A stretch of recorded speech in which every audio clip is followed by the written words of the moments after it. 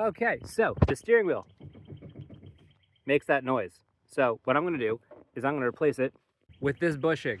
It's the Hyundai part, it's not the original OEM part, but apparently this one lasts longer. So it should take me about 2 hours. Let's get to it.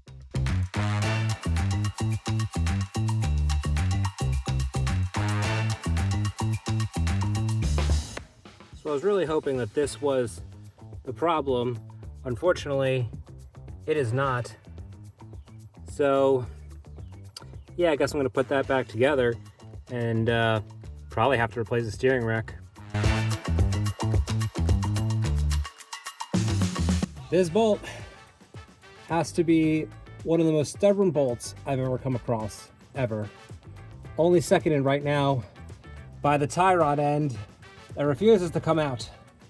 Okay, 3 hours later, I finally got the sway bar off and I got the steering rack off, but it won't fit through this hole.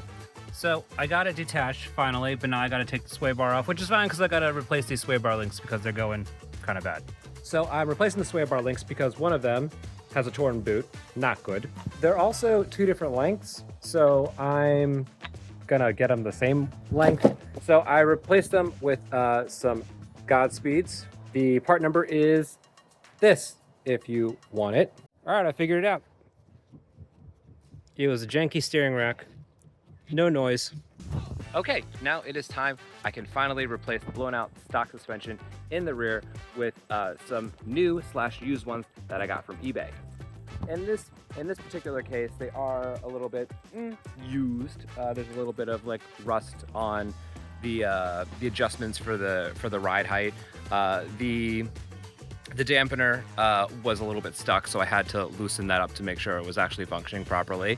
But you also want to make sure you check the bushings, especially if there's rubber bushings in there, because if they're dry rotted, you're going to end up having to replace that soon anyway. So we are going to check the ride height difference between the original coilover and the new one. Now, as you can see, it is already significantly lower than the old one. So I'm just lining it up here because that's where it's going to be mounted at. Check with the tape measure where we are at. So we are about inch and a half. If we get both coilovers on and it's still like either a little too high or a little too short for our liking, we can use this here. It'll turn this big one here and it's going to adjust the ride height. All right, we got the driver's side in. Looking pretty good. And this is how it looks with the new coilovers.